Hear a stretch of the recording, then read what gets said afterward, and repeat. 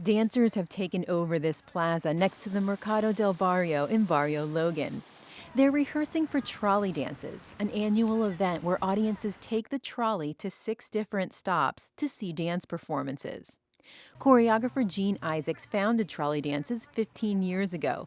She leads the dancers through a piece that will incorporate the plaza's fountain and parking garage across the street. So this is 7 and 8, okay? Isaacs emphasizes how important timing is. Dancer Zahna Moss nails it. 5, single, 7 and 8, go. This might not seem that extraordinary, except that Moss is deaf. She can't hear cues in the music. So how does she keep time without hearing the music? Moss spoke to me through her sign language interpreter. I rely on different techniques. I don't depend on my hearing, obviously. But I will follow whoever is showing me the dance. I'll watch them and I'll observe what they're doing, their movements, how they're moving, in what ways, how they transition from one move to the next. And as I'm watching them, I'm getting the rhythm from the dance. I'm kind of like mimicking what they're doing in a way.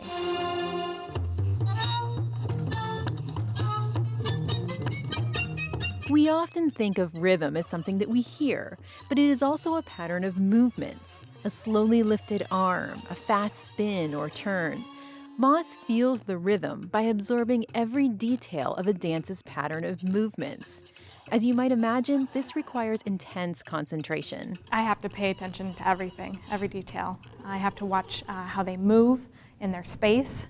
I have to know where everyone is at all times on the floor. If I have a sign language interpreter, then I'm watching the interpreter for cues and what the dancers are doing, so I'm kind of watching in a variety of different places at all times. Basically, I just have to pay attention to every detail. When Moss can arrange it, she has an interpreter at rehearsal. She says that's the ideal situation. As a deaf dancer, I always need somebody to tell me when to start, because if the music were to start, I wouldn't have any idea. So if there's no interpreter, I usually get another dancer who's in the group with me to somehow give me a cue. To let me know that we're starting, and then I can go from there on my own. Moss comes from a hearing family. At age 5, she told her mom she wanted to enroll in a ballet class. She told me it was going to be tough. I wasn't going to have it easy, and I took it. I was fine. Moss says her mother is her biggest fan. She enrolled her in sign language classes when she was young. But for most of her education, Moss was in school with hearing individuals.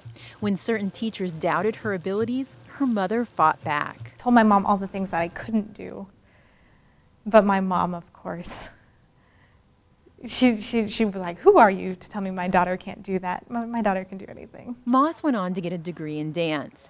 Now she works as a chemist by day and dances professionally on evenings and weekends.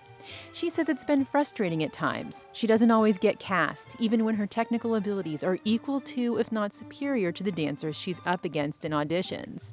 Moss says those in the hearing world often have lower expectations for deaf people. We've always trying to break down the barriers that the hearing world imposes on us to try to get them to realize that we really are the same. There's just a few things we can't do, like here.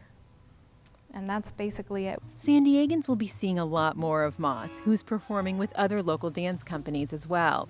She says she's always been the kind of person who decided on a goal and then achieved it, especially when it comes to dance. It's part of who I am. It allows me to express myself. It allows me to be myself in my world. And it's a form of, I wouldn't call it an escape, but more of a safe area and a safe place, a safe, comfortable place for me to be. Angela Carone, KPBS News.